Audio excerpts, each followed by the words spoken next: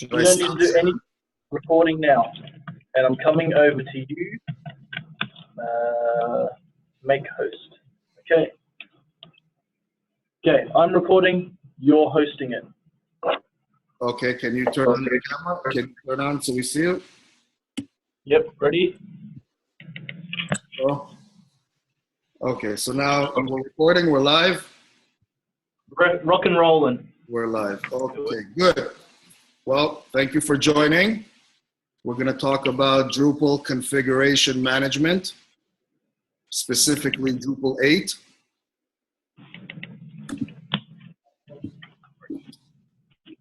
Things that we're going to cover in this presentation.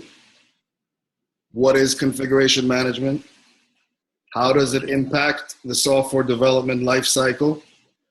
We're going to compare different scenarios, and I'm going to show the advantages and the disadvantages of each one and how to achieve each one in Drupal 8. We're going to wrap it up with showing the actual commands. So I'm going to save the commands for later. Then we're going to talk about who it's for and what type of users. And at any time, Q&A. Okay? Sounds good. Okay, so scenario 1, scenario 2. In scenario 1, there's no configuration changes in production, only in development environment. In scenario 2, configuration changes happen in production and in development environment. And we got to talk about what is a configuration change, okay? So configuration change, for example, could be I add a block, I add a view, I add a content type. All of the things that I can do in the Drupal GUI, in the web interface, point and click, is considered a configuration change. Bueno? Okay. Got it. Good. So let's talk specifically about scenario 1. So in scenario 1, development makes changes to the environment. Production is locked down. Nothing happens in production. Admin UIs are disabled. Nobody can create a view. Nobody can change layout of page, add a content type, modify content type. Production is locked down. Let's consider this, when you hear it, one-way development, yeah? So what is the advantages and the disadvantages of this? First of all, it's easy to maintain. It's simple, right? It's one way. You control your changes. Less risk, right? Can anybody think of additional advantages of this type of one-way development? Disadvantages?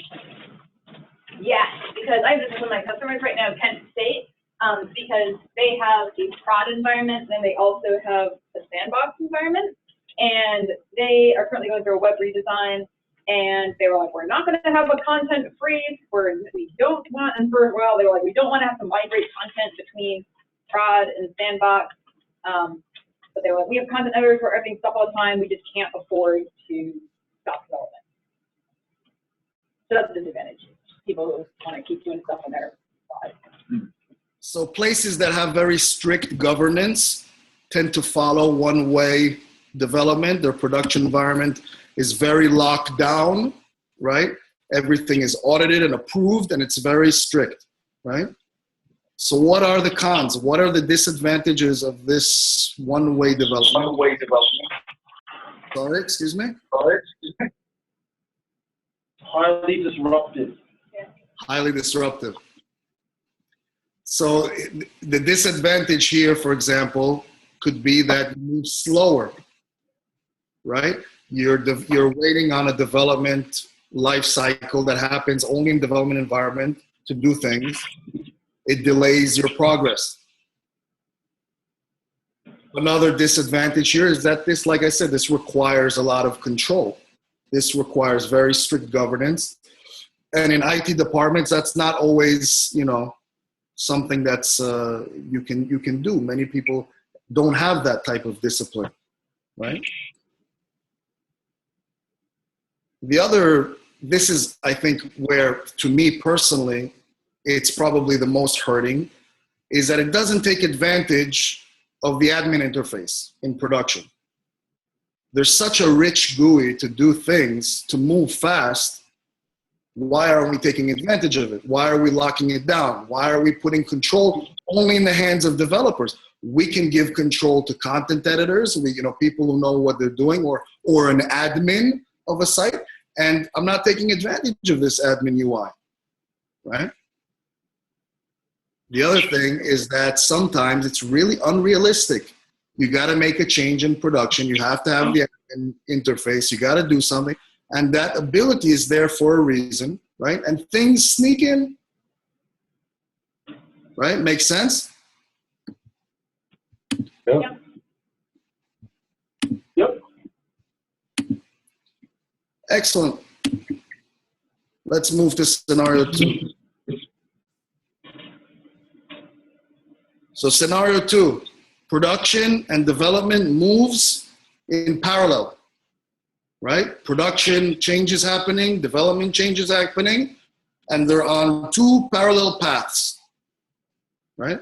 What could sync them together? Issue tracking systems like Jira and documentation and stuff, but ultimately, one development is happening in this way and another one in the other environment, right? So, advantages, disadvantages. The opposite of the other thing, right, the opposite of the other scenario is this actually accelerates progress, right? Everybody can work in parallel, can move very fast, right?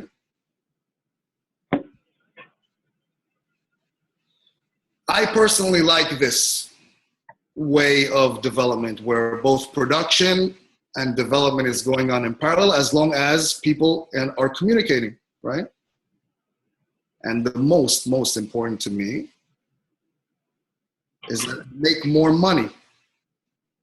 Business happens, right, fast. And in a very fast-paced industry, you can make features, roll out features, go to product, right?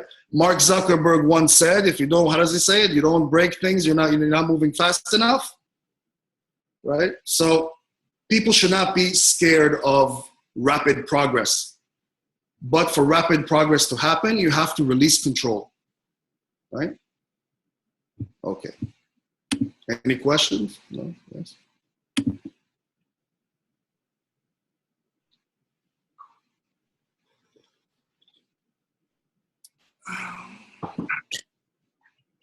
What is the disadvantages of developing like this? Merging code and configuration is not a simple thing, okay? It requires high skill, discipline. Yeah, you need to know what you're doing. In addition, when you start opening up the admin UI, if you don't do good testing, you're gonna break production. It's a reality, right? Live changes in production is high risk. So now we're gonna show you how to actually achieve this in Drupal.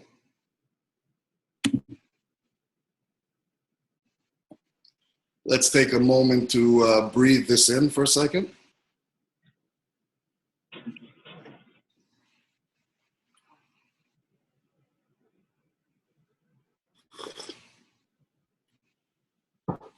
So what are we seeing here? We're seeing the life cycle of development, right? In real world, how does it happen? You have this circular flow.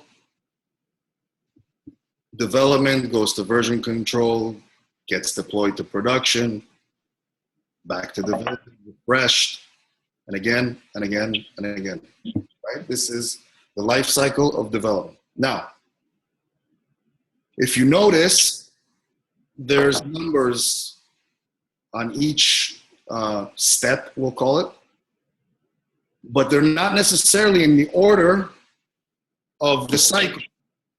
We go from 1 to 2 to 3 to 3.1. We could get stuck here in 3.1 for a while before we go to 4, we go to 5, and then we complete the cycle. So the reason I'm showing this way is because in each one of those steps, there's details of how to do and what to do, right? And when you give somebody a document, when you give somebody a how-to and steps to do things, it's sequential. It's 1, 2, 3, 4.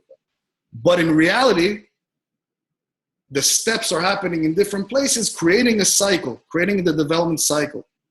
So when somebody's handed a how-to, it doesn't necessarily show them what the heck is going on, right? So let's dive in. Let's start with step 1.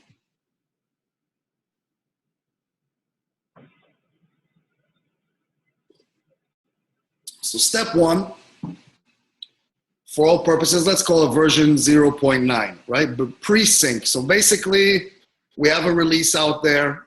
It's in production or pre-production. It's called version 0.9, and I have the same version on my development environment, okay? Both environments are at sync at this point. And this is the step right before I want to now take production and change my environment. But let's not worry about that latter step. Let's focus on this one. So in my development environment, first thing that I do is I export whatever I got into Git. So if I make changes after... So is that CEX presents a list of options and you're supposed to choose number 2? Exactly. Exactly. So when you export your configuration, you're choosing the version control. Say that again, sorry? It's okay, sorry. Nothing, just background cross chatter, sorry. Shut the hell up, guys. All good. Okay, so at this step, what I'm doing is I'm ensuring that whatever development changes that I made in my development environment gets into version control. That is the very first step. If you change the order of these steps, you'll break things. You'll lose development work, right? So if you start 2 and 1, if you do it wrong, you'll lose your work. So this very critical step, pre-sync, is the time where you check in your code, all of the changes that you're making in your development environment. Capiche? So Jacob, we're talking purely configuration, right? So in Drupal 7 terms, are we talking about like a variables table? Can you just clarify that part? Or is it more like features? It's more like features in StrongArm, like exporting views, content types, the setup of your site information, all of the things that you would need to rebuild your site from configuration files without actual content. Everything that you do in the admin screens. Yes. So the Thank first. you. Sorry, I just want to clarify. Sure. It's important to understand. This step puts your development environment into version control. Whatever you change, if you added a view, you do drush dev CEX, git add, git commit, push tag, push. Now VCS, the Git knows about everything that happened inside your development environment. Okay? Second step, prod export. So now I'm going to my production environment and I'm running the same command and I'm choosing a different directory, different option. And this is defined in settings. And you have this config sync directory in your site's default, directory, wherever your doc root is, right? And all of the configuration from production now got dumped into this folder. Everything as YAML files. So now what did we just do? Just these 2 steps. Here. What format did the first one export it as? Also YAML? All YAML. all YAML, YAML, YAML, YAML, everything YAML. In step one, we dumped from dev to version control. In step two, we dumped from production to a sync directory. Okay? So they didn't touch each other yet. One went to one place, one went to another place. Step three.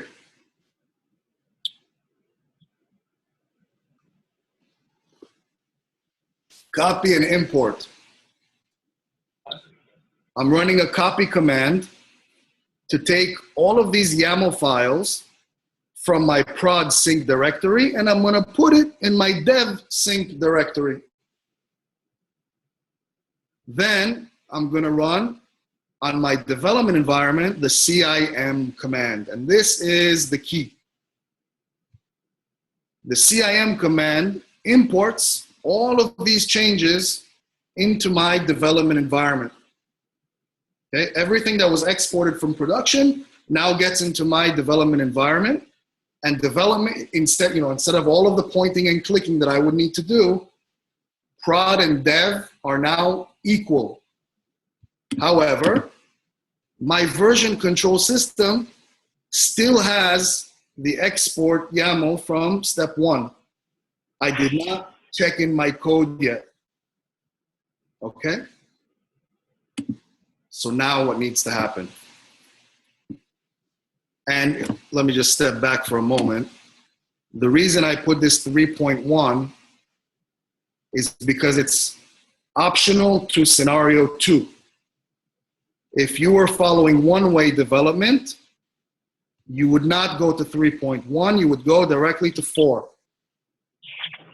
Because we want to achieve two-way using drush, we're going to 3.1.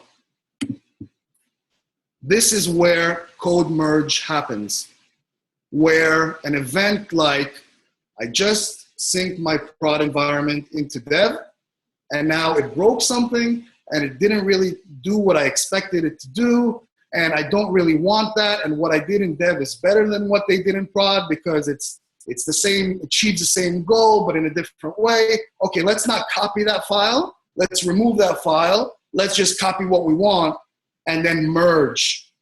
Merge prod and dev, right? So this is where I'm comparing. I'm doing diff. This is where it's critical to have the code in VCS so that you can do git diff on these YAML files. You can modify and add and check. What did I check in step 1 that's different from what I exported in step 2? And what do I want to bring in exactly? After I've done this, and I've modified, added, deleted my YAML config code, then I import and QA. And I will rinse and repeat this process till I get it right. When I get it right, I will check in code. Yes, Mark, are you raising your hand? Yeah, I did. So this is really critical, right? Because the idea is you have to manually parse through what is the value in prod that you want to maintain in your Git repo for your dev environment going forward. So if you have like email addresses, recipients, and notifications and things in prod, you don't want those firing in dev for some reason. You pull that out, right? So if you wanted to sanitize your database to clean up user-specific data, such as email, users, dev for dev purposes, that's a different strategy. Okay. That's a different strategy in your content. Now, if you had email recipients in configuration code, you're right. Yes, this would be the time where you, if you wanted to sanitize your configuration as well, so that it doesn't send out notifications, you would do it here. You would run a script somewhere in the middle. Now, another thing that's, in terms of pipelines, this stuff can be semi-automated, right? So take that into consideration. But yes, ultimately, if emails or user-specific things live in config, you need to clean it up. This is the time where it happens. Jacob, sanitization aside, like, what if you just know that there are certain things that you're never going to want to reconcile between prod and dev? Like, I know when I used to manage this in Drupal 7, we just let certain things be done in the UI, and other things had to be done through features and update hooks. And so if you had something like that where you knew, for example, people are going to be able to add users, they're going to be able to modify the text of emails triggered by rules or some shit like that, then you just don't ever touch it. Can you exclude certain things when you're doing this CEX command? Absolutely. Just because you know you never care to reconcile them? Absolutely. Absolutely. And this cherry pick prod config changes to dev is exactly that. So you can pass it. You can pass it. You can bundle YAML files. You can bundle them as features as well. And that's the right, when you rip your environment down to pieces, or when you compartmentalize your code, it should be done like that. For this particular case, it's showing a full export and full import, and where the merging is happening on the YAML file level. That makes sense, that answer? Cool. Anybody else questions on this step before we move on? It's critical.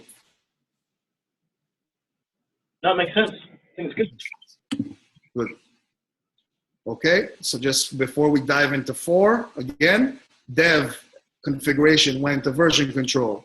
Prod configuration went into this config sync directory, this magic directory, right? It dumped into prod, and then we took it from the dev, we copied YAML files, we merged the code, we imported configuration, we checked it back into version control, and we tagged or release. Now we go into 4.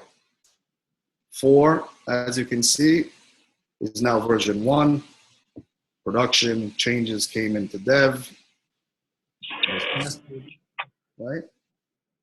This is the time to put it back, tag it as version 1 in preparation of deployment. After all of the QA is done, after you imported your configuration into development, now you export everything. After all of the merge, dump everything again into version control, and then tag it. Okay?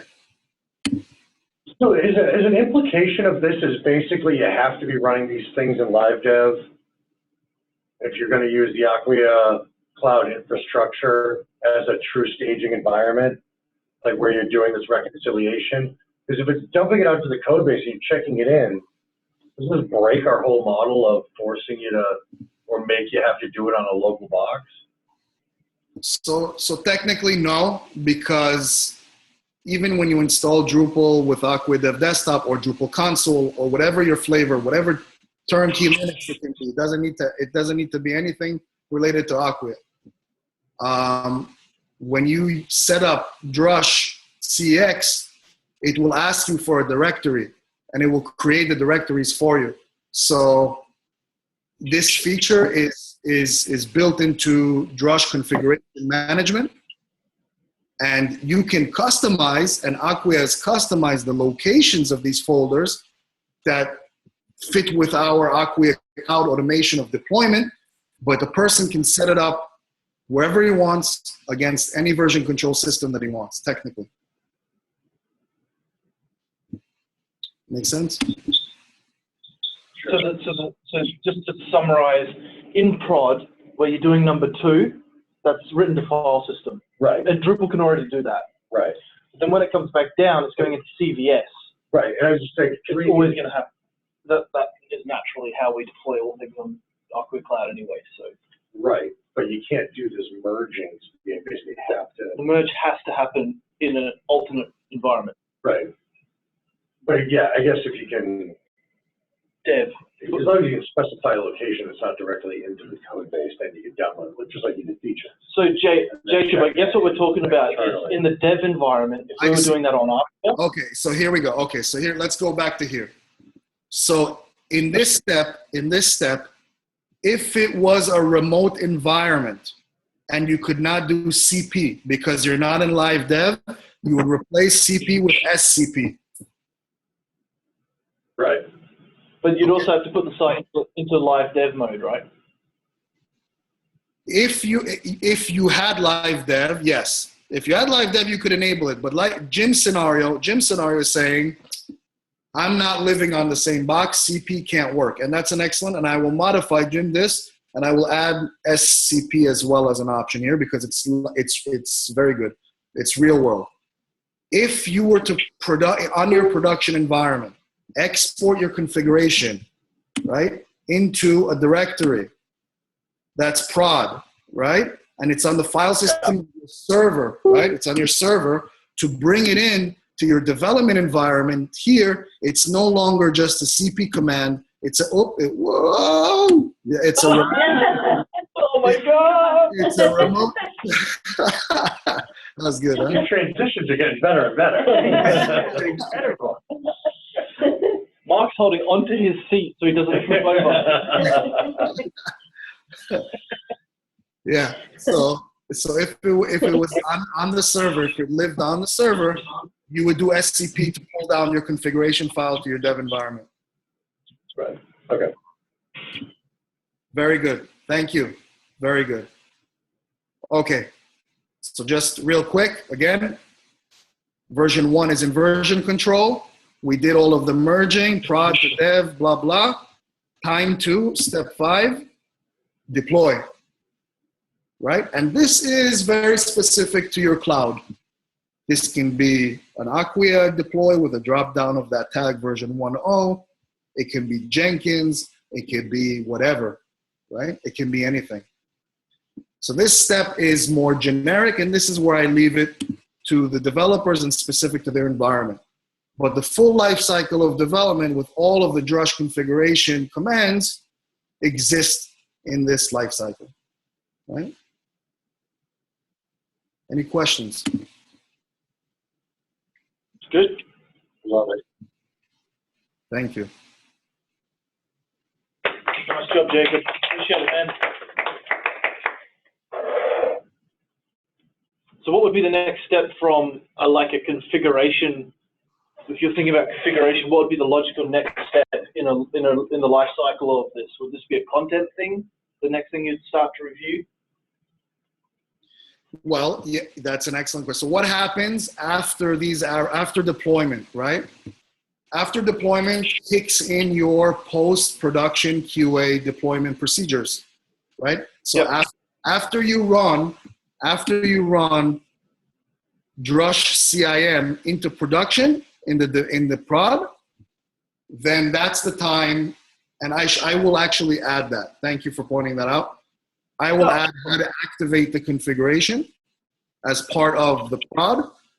In addition, that's like a step 5.5. And then you need to QA your stuff. You need to make sure that your deployment worked, right? Yep. So you need to go, and that's dependent on the features that you roll out. So if you know that you change just the view, it's one thing. But if you deployed a whole set of features, QA all of the items in that release. But yes, I will add in number 5 also the drush at prod CIM right here. Excellent. So we're saying that this what we've just seen here bolts into the existing workflow of deploying a Drupal 8 site, but specifically to make sure that we're doing the right thing when it comes to config. Exactly. All right.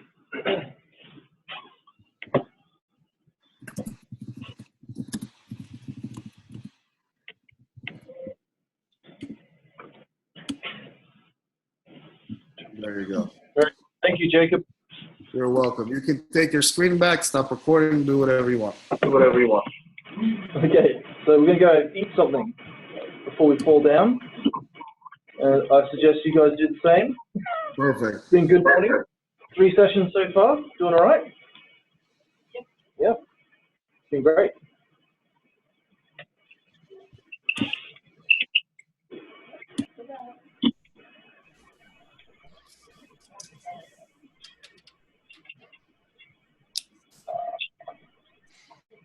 Hey.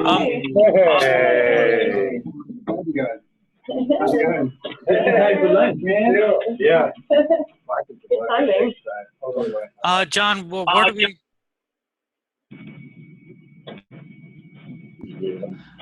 where do we put our files and things? Are we just